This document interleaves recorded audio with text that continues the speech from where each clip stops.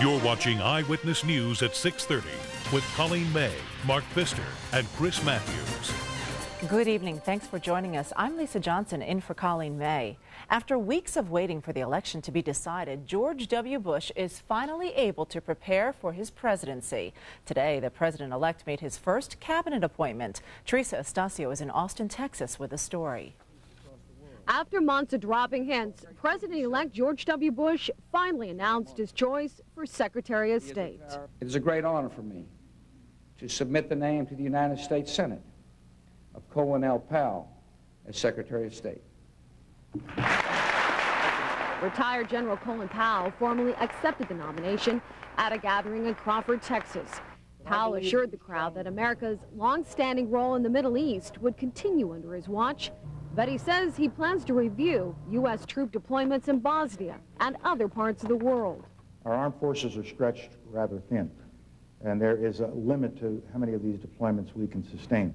Powell also promised to fight for the growing needs of the U.S. Armed Forces. We must make sure that when they go to do the work of the American people, they not only have the support that they need, but they have the resources that they need. Bush's first cabinet pick comes with an impressive resume.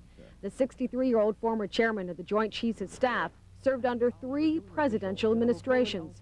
And now, if confirmed, Powell would become the first African-American to serve as Secretary of State. I hope it will give inspiration to young African-Americans coming along, but beyond that, all young Americans coming along. Powell later had lunch with his future boss at Bush's Texas ranch, but the retired general joked that he was pleased the actual announcement wasn't held there. I'm from the South Bronx, and I don't care what you say, those cows look dangerous. Before traveling to Washington, D.C. on Sunday for a 3-day visit, President-elect George W. Bush is expected to announce Condoleezza Rice as his national security advisor, plus other appointments. Teresa Estacio, CBS News, Austin, Texas. There's only a week left to get your holiday shopping done, but for one section of the valley, shopping came to a standstill today. Janine Gill explains. These blinking broken traffic lights caused cars to pile up at Stephanie and Sunset.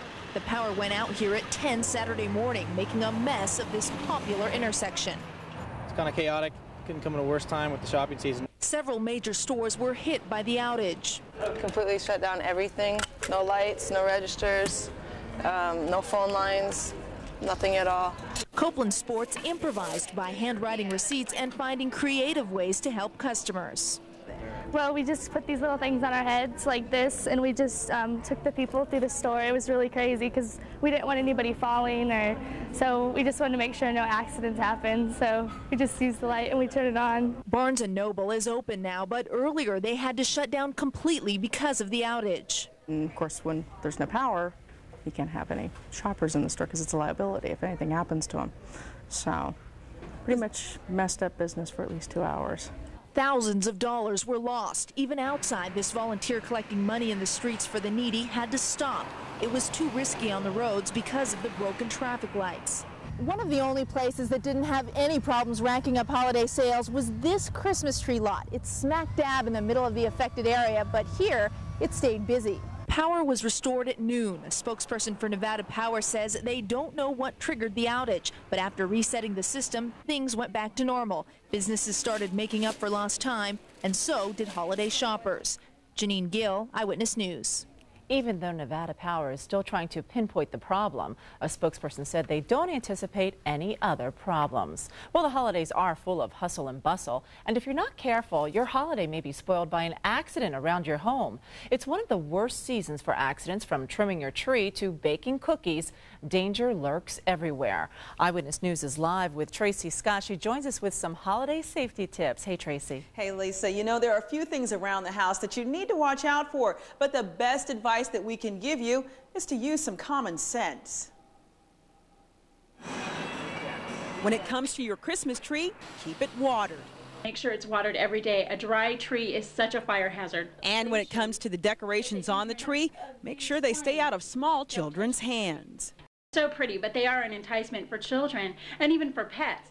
That's one of the reasons why on this tree we don't have tinsel, because tinsel can be a real danger to young children as well as cats and dogs. So we don't have tinsel. But some of our ornaments are painted. You don't know what they're painted with, and some of the paint could be lead-based, which would be toxic for children or for pets. Watch out for is to make sure that if you have bulbs like this, you don't want to keep them towards the bottom of the tree, especially if you've had pets and if you have children. You want to keep them up high because the kids might knock them down, they might cut themselves if they break, or they might even try to eat them.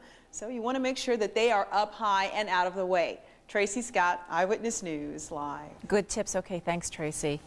And a Las Vegas family is getting a special Christmas present from Walker Furniture.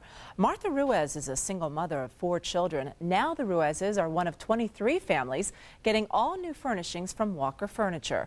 The Ruiz family lost everything to a fire a few months ago, and now Walker Furniture wants to give back to her family and others in need. So we started 7 years ago. We're an active part of this community, and this is our way, the best way for us to give back to the community. Each of the 23 families receiving new furniture was chosen by an outside panel.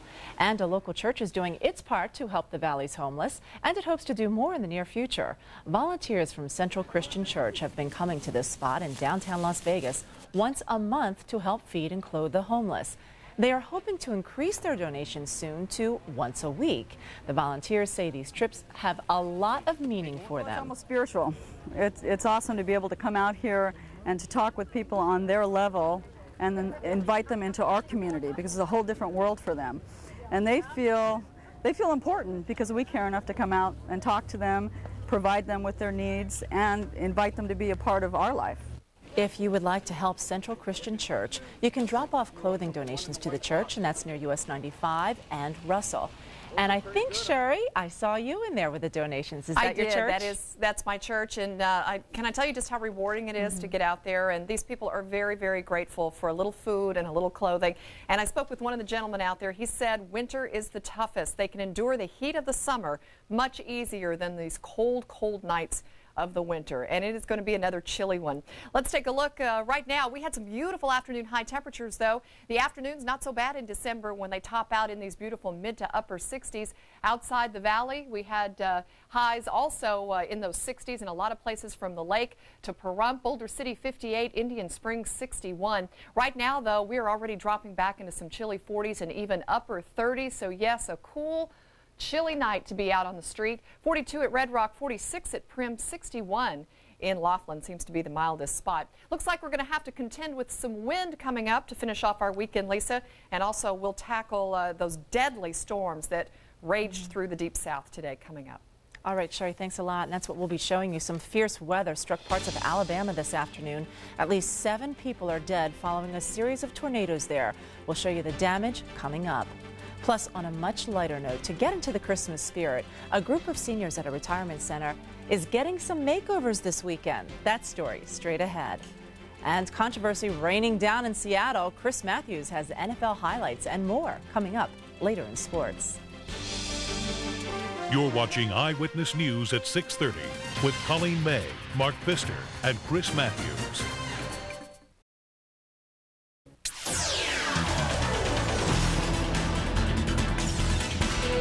The spirit of giving has touched a special group of residents in North Carolina.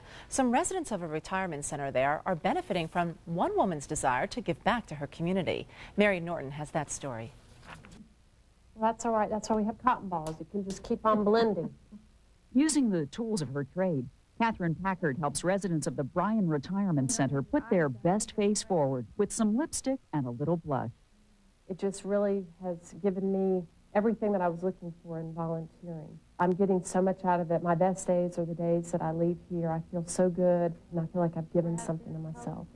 As a full-time mom and part-time makeup consultant, it was Catherine's strong faith and commitment to her community that led to her volunteering. I was looking for a way to volunteer my time. I'm a stay-home mom, and I just wanted to do something giving of myself in some way. And I thought, well, I'm sure the ladies at the retirement home don't get the opportunity to do this very often, and so what a great way for me to be able to share my time. They keep you young. Volunteering is such a great way, really, to help your community and to help yourself as well. And when young people either volunteer or are the recipients of the good work of volunteers, it can create a habit of a lifetime. What do you like to do most in your free time? It's not just getting your makeup done. This is a social activity for these residents to get together, and it's something they can connect with. You know, all women know how they like the lipstick and can talk about the colors they like to wear and their new clothes and getting their hair done. Whether it's connecting socially or just having some girl time, Catherine Packard has brought a little extra enjoyment to these women. You look good. You look like you're ready to go. Yeah. Got some pretty lipstick on. And I'm ready to go. I'm Mary Norton reporting. Speaking of the holidays, thousands of toys are on their way to needy Valley children thanks to the generosity of our viewers. Yesterday, the Marine Corps Reserve came by to pick up the toys to deliver to kids all over the Valley. Toys we've been collecting here at Channel 8 since Thanksgiving. Las Vegans donated about 16,000 toys this year, and we thank you. The Marines will deliver the toys to several local charities, including Catholic Charities, Help of Southern Nevada, and the Salvation Army, who will get them to children in time for Christmas. They'll be back to pick up these toys in our studio, still left here, on Monday. Well, a beautiful day here in the Valley today, but winds could kick up tomorrow. You're looking at a live picture from our camera at Boulder Station. You're looking at the Hilton. Sherry Swensk will have more on the forecast coming right up.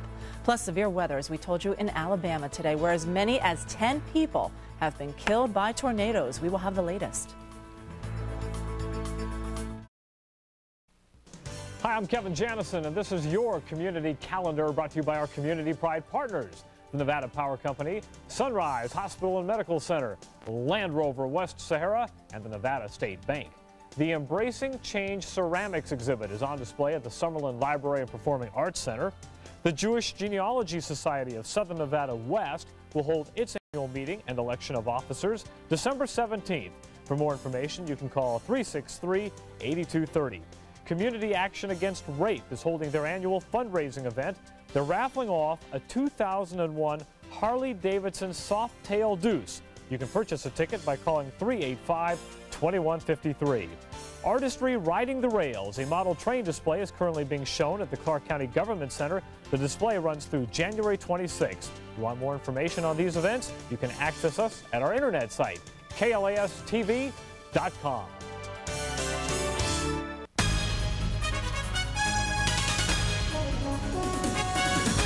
Deadly twisters swept through the South today, leaving at least 10 people dead and more than 30 hospitalized in Tuscaloosa, Alabama. Emergency workers with dogs are still searching through rubble for more victims. The storm toppled trees, tossed trucks, and demolished several homes and businesses. Forecasters believe the tornado was at least an F3, which they say is unusual for this time of year. And residents are still battling severe weather there tonight as thunderstorms are now moving through the area. And heavy snowfall in Colorado is also causing problems for drivers there. Look at that. Interstate 70 has reopened after an avalanche closed one lane of the Eisenhower Tunnel, trapping one car inside. That tunnel is just west of Denver. The Colorado Department of Transportation says no injuries are reported. More snow is forecast for the weekend. Rough weather. Wow, thankfully nobody hurt in that. Unusual weather. Yeah, too. I guess the tornadoes really take the top story. Very spring-like weather, very unusual, and that tornado that swept through Tuscaloosa is probably going to be the 5th deadliest tornado in the month of December ever. Very unusual to have this kind of weather in winter. All throughout the nation, they were having some unusual weather patterns. Yeah, very cold air in the north with wind chills minus 50 and even colder. So we'll try to shape it up for you. Let's take a look outside at our own weather, which was very delightful for this Saturday. Absolutely beautiful for December 16th. 48 degrees right now up in the northwest. Eisenberg Elementary School topped out up there with 64 this afternoon. Cunningham Elementary School on the east side of town behind Samstown off East Flamingo. Looking at 52 degrees and 26% humidity. It's really a nice night, but the temperature is dropping quickly. As the sun sets, that's when the temperatures really start to tumble. 45 at Wheeler's RV on the south end of the strip, 59 for an afternoon high. I believe that gust of 74 was incorrect. We should wipe that off the slate. That was a little ambitious. We did not have winds like that around the valley today. Mount Charleston up at the Lodge, a chilly 31. Got up to 48 degrees and will be in the 40s again tomorrow, but winds will really pick up on the mountain out of the north up to maybe 30 miles an hour. So that'll be in the afternoon and tomorrow night. So if you're planning on going up to Mount Charleston tomorrow, be very careful. All right, the sunrise and the sunset exactly like today. 6:45 in the morning it will rise. It's set at 4:20 28 today and will tomorrow. We've got high pressure sitting over the deserts. That's what brought us the nice clear blue skies today. But a new system is working its way into the Pacific Northwest as it drops through northern Nevada now tonight and into tomorrow. That's when we'll start to get the stiffer northerly wind. We're 50 at the airport right now, but check out the nation's midsection.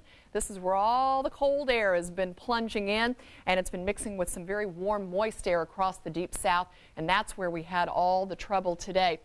In fact, in the Dakotas, where they had blowing snow, didn't even have to be snowing. These pictures are unbelievable. Wind chills, as I said, minus 50 in Sioux Falls, South Dakota, with snow drifts that were up to 3+ feet in some areas. I can't believe the trucks were even moving on some of these roads. Terrible blizzard conditions.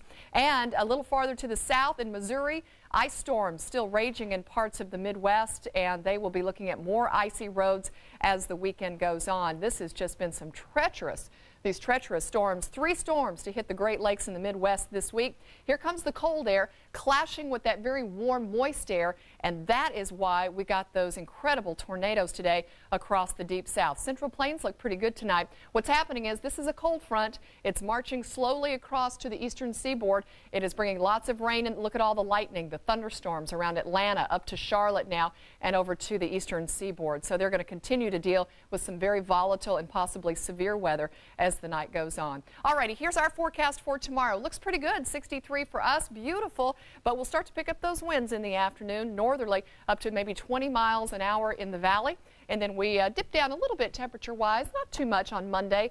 We'll keep temperatures right around 60 for next week as we head into winter on Thursday. That's bowl game day. It is. That's scary stuff.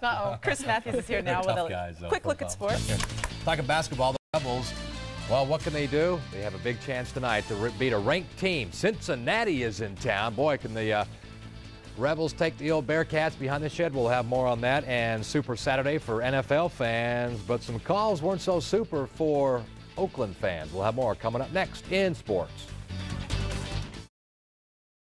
I'm Gary Waddell. I've been anchoring the news in Las Vegas for more than 25 years. I'm Paula Francis. I've worked with Gary for more than a decade. But just because we've lived here all that time, we don't assume that you have. That's why Eyewitness News always takes you closer to the stories that matter. And why our reporting is always clear and complete. On Channel 8. On cable. And now on the net. One more reason why no one knows Las Vegas like Channel 8's Eyewitness News.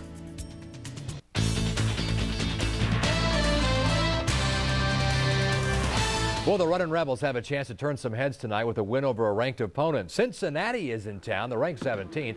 UNLV hasn't beaten a ranked team in quite a while, so it's a real chance to make noise and draw attention to Max Good's Runnin' Rebels. You really test your manhood a little bit when you play against a team like Cincinnati, and you better be at your best or you could get annihilated, and then I don't anticipate that happening. I certainly don't, we won't accept that. Well, you can also see a fired-up group tonight. Don't forget to watch Game Time with UNLV Hoops Sunday, 11:30. New head coach Max Good makes his debut on that show. Tonight's tip-off between the Bearcats and Rebels, 9 o'clock. Highlights and reaction from the T&M tonight at 11. Oregon and Auburn are playing in the first game of tonight's double dip. Now, last night we caught up with the coaches, the other 2 coaches involved, and they reacted to Bill Bayno's firing. It is, and it always is sad when someone has something like that happens to them, and it's unfortunate and everything, but, it's a profession that it's a tough, pressure-packed profession as well, so you want guys to keep their jobs and hang in there and everything and do well. I've known Bill. Bill's a good person. Bill will land on his feet, and I know it's a tough time for him. I know it's a tough time for UNLV, but you find through time that all parties will be able to move forward. UNLV will move on, so will Bill Bayno. Basketball today, second-ranked Michigan State hosting Ali in the Kentucky Wildcats. Cats putting on a fight. Kentucky leading, less than a minute to play, 45-44. They got the Spartans on the ropes. Big chance to pull off an upset. Bell Strip gets it back, dishes to Andre Houston. Spartans survive a scare, beating the Cats 46-45. Sunday begins bowl week in Las Vegas, and while the Rebels practiced this morning at Rebel Park, the Razorbacks were flying into Las Vegas. Boy, it's been cold in Arkansas, but gorgeous weather welcoming the Razorbacks to Las Vegas. Coach Houston Nutt and his team arrived this morning around 10 o'clock. Arkansas has a chance to get serious quickly because UNLV is no longer an easy pushover. We have an awesome respect for Coach Robinson. They have an excellent football team. Their offense is very explosive. They have great running backs, so we got our work cut out for us, but we're going to enjoy it, have a good week of practice, and get ready to play for Thursday. Arkansas will set up practice tomorrow at Desert Pines High School. Tickets for the bowl game are now on sale. Now remember this, it will be blacked out in Las Vegas if the game is not sold out. In Division I AA football, somehow they manage a playoff just fine. Championship game with top-ranked Montana and defending champion, fourth-ranked Georgia Southern. Take you right to the fourth now. The Grizzlies knocking on the doorstep of the Eagles. Montana takes its first lead of the game, and they're going to go for, what, 2 points? The rollout. The toss in the corner, it's good, 23-20, Montana leading. But first play after the ensuing kickoff, and Georgia Southern. A.J. Peterson takes the ball and does the work.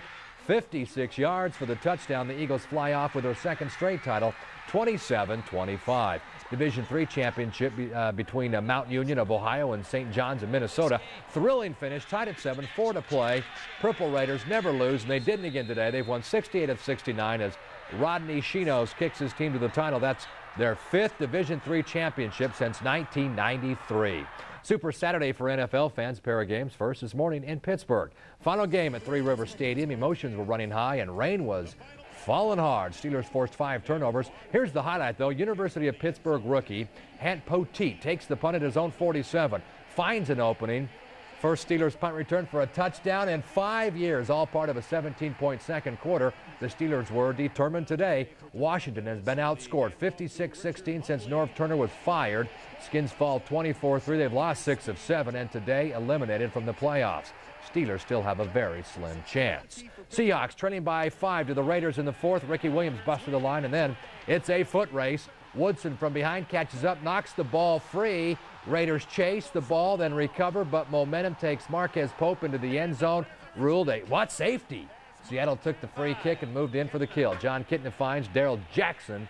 Seahawks aren't in the playoffs. Maybe this was their playoff game. They beat the Raiders 27-24. Imagine how upset they'd be in Seattle. No, in Oakland. Interesting NFL season. Yeah, it's been a lot of fun because there's no real clear-cut favorite. No, so the sports books will have a lot of fun with it this year. And don't forget the Rebels tonight, 9 o'clock with Cincinnati. We won't forget. Did you like Survivor? Yeah, I did like Survivor. Well, guess what? In the wake of the popular show Survivor, CBS is working on another reality-based show. Coming up next, we'll explain what these people have to do to win $1 million. I think of Eyewitness News as sort of the newscast of record for this community. We have gone after some major people here, major political figures, major business people who happen to be major sponsors of our news programs and our station. We're given the freedom to do that because they trust the judgment of the news department, they trust the judgment of the I-team and my own. You go after the bad guys, you present the facts, the public sees it, judges them for themselves, and you really see results in a hurry. There's a payoff there. CBS is getting ready for another reality-based TV show to air next summer. In New York City, hundreds of world travelers answered a nationwide call for the new show. 8 couples will travel to 11 cities around the globe in 30 to 40 days. The winner gets $1 million. Each couple will have a strict budget to make it around the world and a camera crew. They will also have 3 challenges that they have to perform at each site. The show has yet to be named. And Chris said, interesting concept. He would do that. Yeah, I'd eat moose in France. That would be horrible. We'll see you at 11.